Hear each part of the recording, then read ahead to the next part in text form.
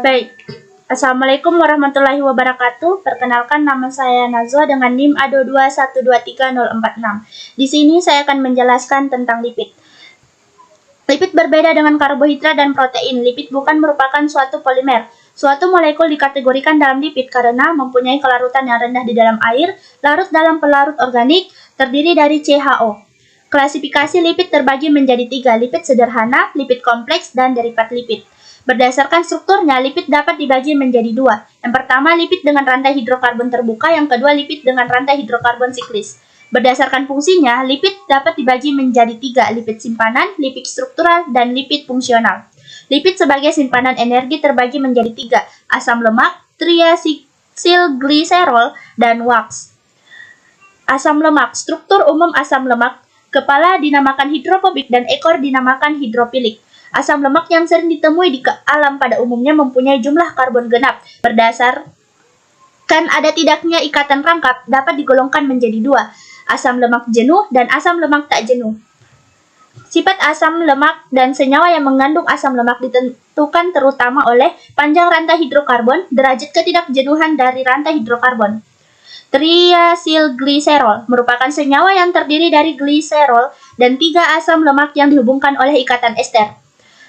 Wax merupakan ester asam lemak rantai panjang baik jenuh atau tak jenuh dengan alkohol rantai panjang mempunyai titik lebur 60-100 derajat Celcius. Gliserophospholipid, ketika salah satu dari gugus alkohol dari gliserol diesterifikasi oleh asam fosfat dinamakan asam fosfatidat. Asam fosfat mampu membentuk lebih dari 1 ikatan ester sehingga mampu mengikat molekul alkohol lain dinamakan fosfagliserat.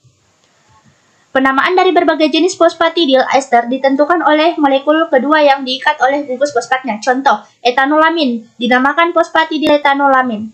Lipid kompleks, ester asam lemak dengan alkohol yang mempunyai gugus tambahan. Yang termasuk lipid kompleks adalah yang pertama, fosfolipid, yang kedua, glikolipid, dan yang ketiga, sphingolipid. Fosfolipid merupakan ester asam lemak dengan gliserol yang mengandung asam lemak dan senyawa nitrogen. Sphingolipid merupakan derivat sphingosine, tidak mengandung gliserol, mengandung sphingosine berantai panjang. Ditemukan baik pada tumbuhan dan hewan, banyak ditemukan pada sistem saraf yang paling sederhana. Sterol, steroid yang mengandung gugus hidroksil dan tidak mengandung gugus karbonil. Steroid terdiri dari 4 cincin hidrokarbon yang menyatu. Yang pertama, 3 cincin mempunyai 6 karbon, yang kedua, 1 cincin mempunyai 5 karbon. Kolesterol sebagai prekursor berbagai senyawa penting seperti asam empedu, seks, hormon, dan lain-lain.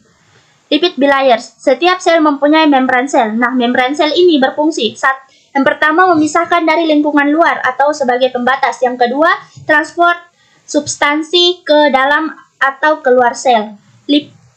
Reaksi lipid, itu ada 3. Yang pertama hidrolisa, yang kedua hidrogenasi, dan yang ketiga transit.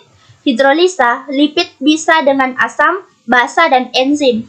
Misalnya, hidrolisa trigliserida biasa dilakukan oleh enzim lipase pankreas dengan menghasilkan asam lemak dan gliserol.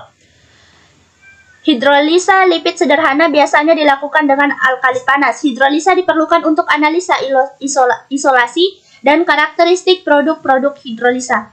Hidrogenasi, lemak-lemak yang tidak jenuh dapat dijenuhkan menjadi lebih keras. Proses penjenuhan lemak tadi menggunakan katalisator seperti platina dan nikel.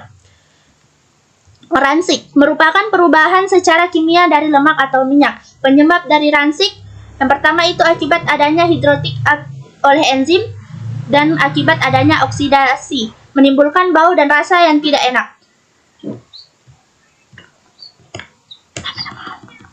Itu sudah terakhir. Dan sekian, terima kasih. Oh, sudah sampai resik cengik, sudah. Anu. Nanti yang terakhir. Oke teman-teman, terima kasih sudah menonton videonya.